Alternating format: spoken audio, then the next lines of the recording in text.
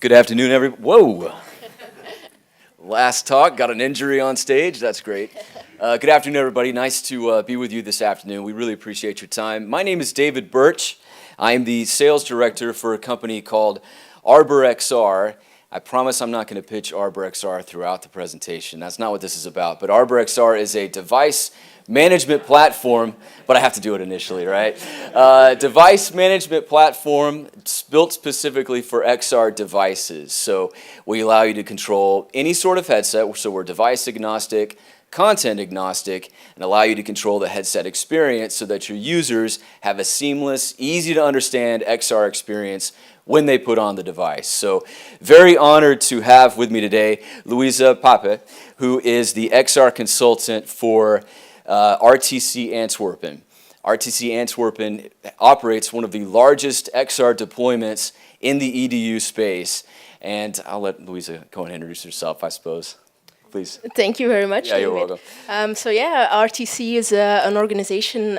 We work for the Flemish government in Belgium. We've been doing that for about 20 years now. And recently, I think about 3 years ago, we started with using extended reality for our schools. But you'll hear more about that later, so I won't spoil too much now. But yeah, that's basically what we do. Thank you, Louisa. So just a personal story here very quickly. So at Arbor XR, we have conversations with customers and prospects all the time. And they all have grand plans, which is exciting, and we want to help them accomplish these plans. But I remember 2 years ago, I got the opportunity to meet Louisa and her team in person in Antwerp, and I was like, okay, these guys have grand plans, but I think they're going to pull it off, and I really want us to be a part of it. So very grateful that we're able to do it, but super impressed, as I think you all will be, with Louisa and her team, what they've been able to accomplish. So with that, I do have a couple of questions prepared. So Louisa, just for scale, just so everybody knows, under 150,000 students are being trained. They're using VR in their classrooms, which is incredible. And that's spread across 700 schools and 1,200 devices. So that's a significant scale. Can you give us a snapshot of how VR is being used in classrooms on a daily basis? Yeah, I'd be happy to. Thank you. So yeah, we have the devices, as David mentioned. So we have 1,200 devices across 700 schools. We've distributed those to the schools, so they are permanently in the schools. So schools have full access to them at all times. And we have, of course, we have nice hardware, but what's hardware without software? So we're also providing a library of content that is pre-installed on the headsets and managed by us. So schools don't have to worry about anything.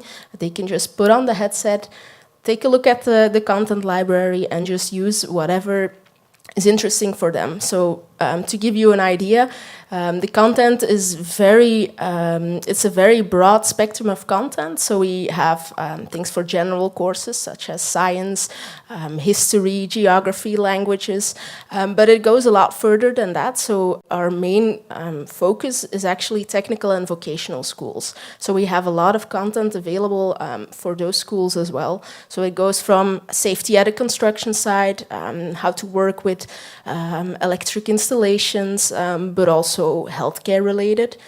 We have some cooking simulators for food industry students. So it's a very broad spectrum of content. The full list is also available on our website, so if that interests you, you should definitely check it out.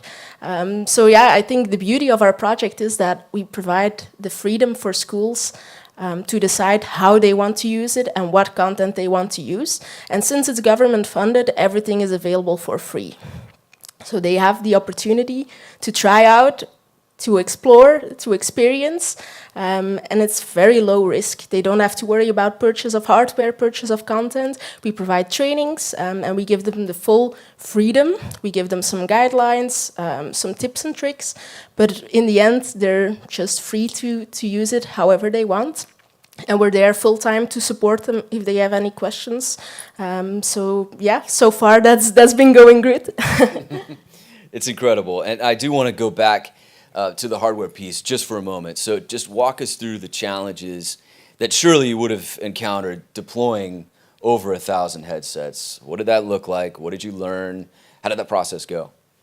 Yeah, so at the time, I think we started preparing the project a little over 3 years ago, I believe. So at the time, yeah, it was very unique. We didn't have any examples to go from, so we started everything from scratch. It was quite a complex puzzle. We had to figure out a lot of things, starting from the hardware, of course. There's lots of hardware available on the market. Not everything is per se suited for education.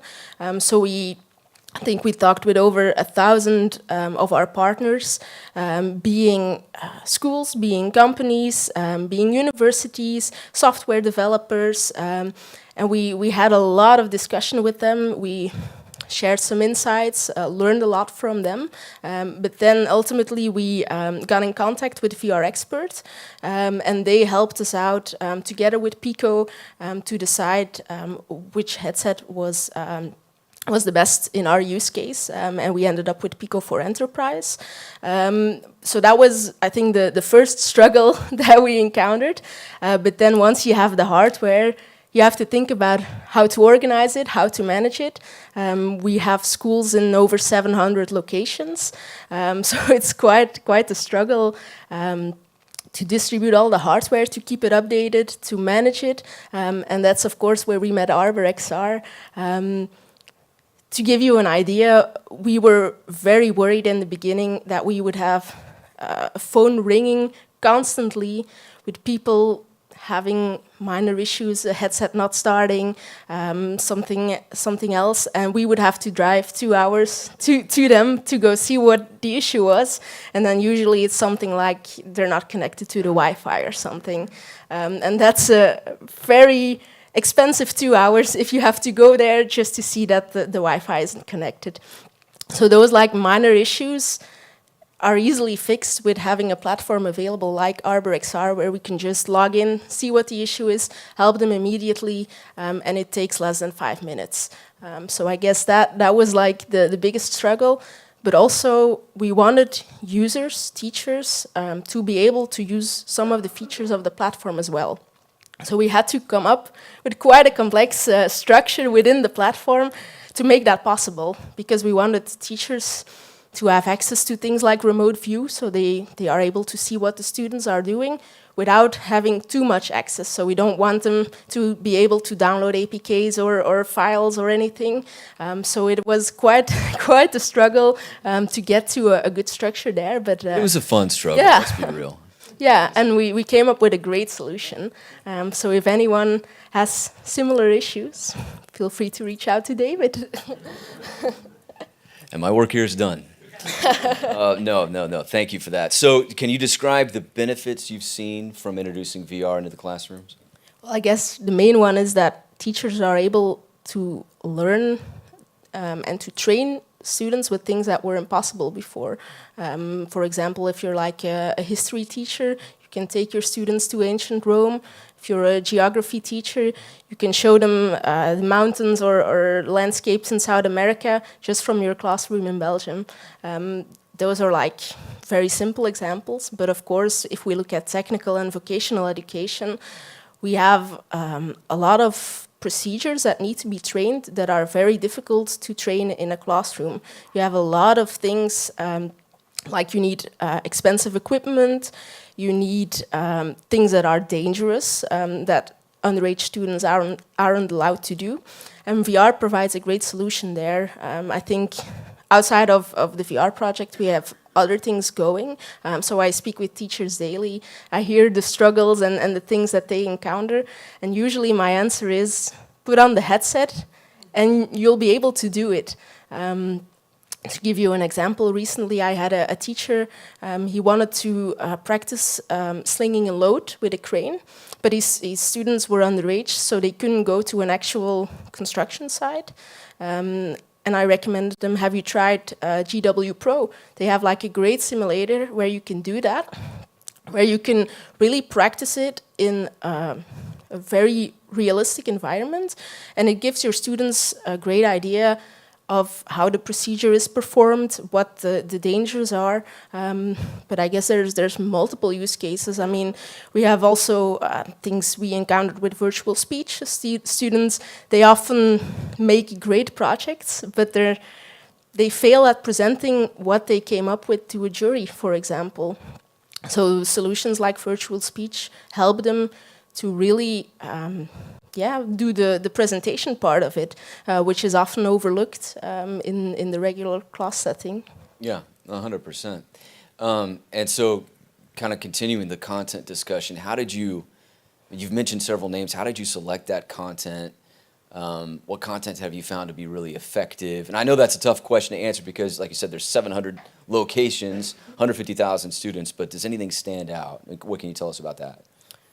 Well, the procedure is, of course, top secret, but I'm able to share some things. I guess the most important thing for us is that whatever software we purchase has to be it provides some educational value. We don't want them to just play games. They can do that at home. They love it, but it doesn't really provide some value for teachers. And I think that's the most important thing if you want teachers to get convinced of the benefits that XR could provide for them.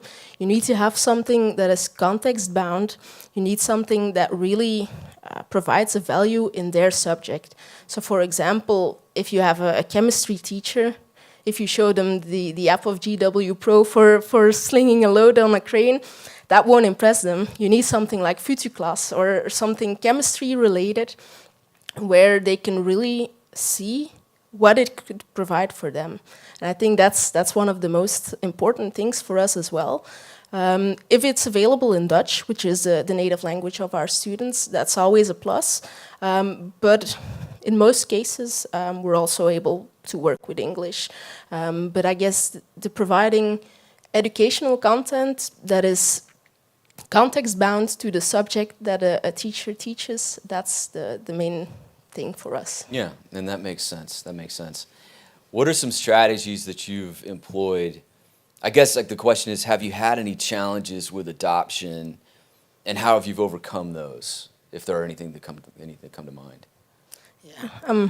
I hope I don't offend some people here, but teachers are very stubborn people, and they are quite often very afraid of technology and trying new things. Some of them have been teaching for 30 years, and it's very hard to get them convinced of trying something new, even though in the back of their head they know that it provides great additional value for them.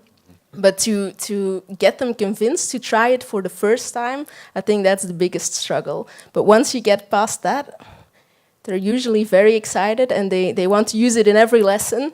You could say something about that too, but I think to convince them to use it for the first time, that is the biggest struggle.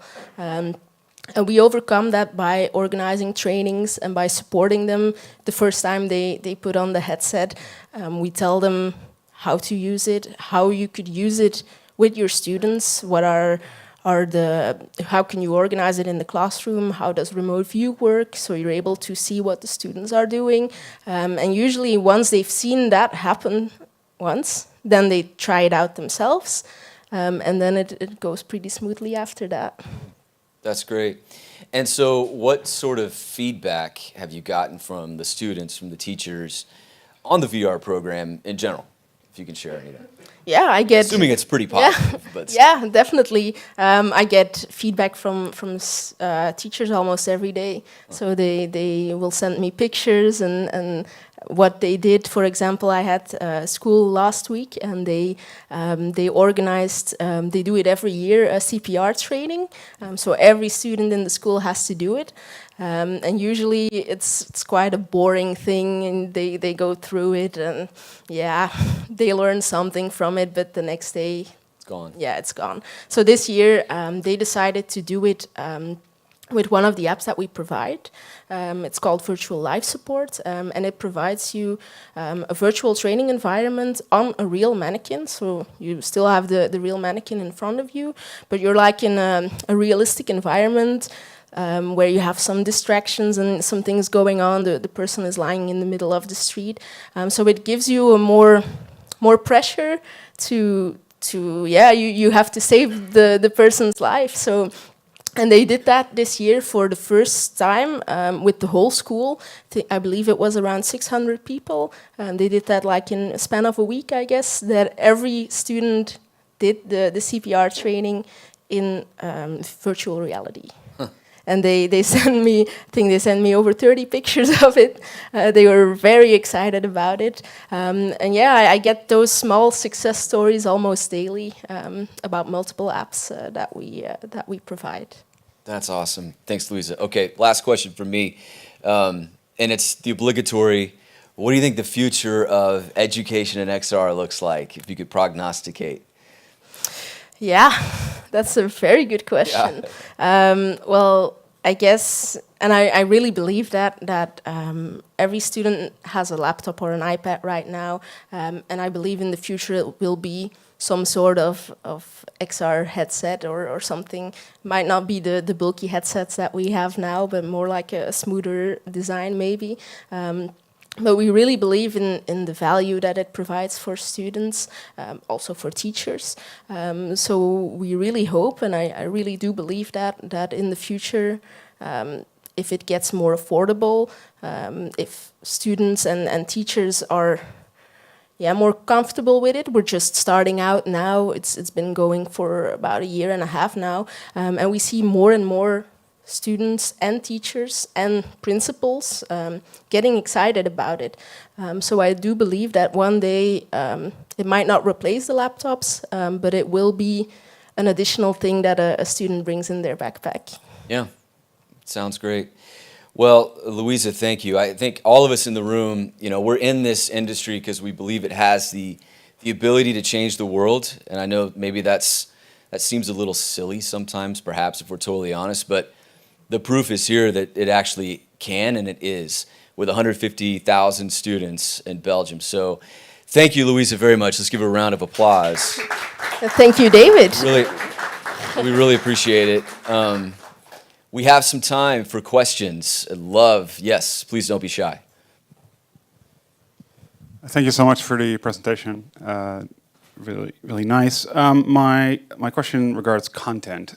So how does this platform enable educators to develop their own spatial content and to apply that in classes? And then the secondary question, which is, how do you handle accreditation across all these different schools, across all these different locations, and then requirements? Because that seems like a challenge. Mm-hmm. Yeah, it definitely is. In terms of the content, well, we use Arbor XR to deploy all the content. So we have Arbor XR Home, like an advanced kiosk, if you don't mind me saying that. Great, yeah. So it's like a Netflix environment where schools have all the apps available. So we purchase the licenses for them. So for schools, they just have free access to everything. We are a non-profit, so we don't make any money of that. And then we provide them with custom-made content, with off-the-shelf content. I think we have over 400 training modules available at this time. But then we also have some no-coding platforms, some authoring tools. We also provide 360-degree cameras, so schools are also able to develop their own things. For the grading part and things like that, that's where we're currently looking into how we can improve that. I mean, with all the different partners, it's very difficult to have one system in place where you could have like a learning tool. So it's very difficult. So we're still working on that, but usually teachers work with the tools that they already have in their schools, but we look forward in the future to provide them with something to do that as well. Any more questions? Got one up front here. Yeah, it's again about the content. You mentioned 400 lessons. I'm here from Germany, and if German schools provide XR classes, they usually provide 360 material, 3DOF. And I would like to know, what is the percentage between 3DOF 360 content and full immersive, where you need the controllers to at your 400 lessons? Mm-hmm. It's a good question. I can't give you the the exact amount because I just simply don't know. But the main, I think it's 70-30 maybe. So we have quite a lot of interactive 6DoF content, but then we also have some 360-degree videos and things like that. But most of the things that we provide are definitely interactive and 6DoF. Thank you. Okay, so if there's no more questions, I would end the session early. Thank you so much for the insight. I wish my schools had XR when I was still in high school. All right, so another very short break, few minutes, and then we will welcome Julia back on stage. So yeah, stay tuned and see you soon.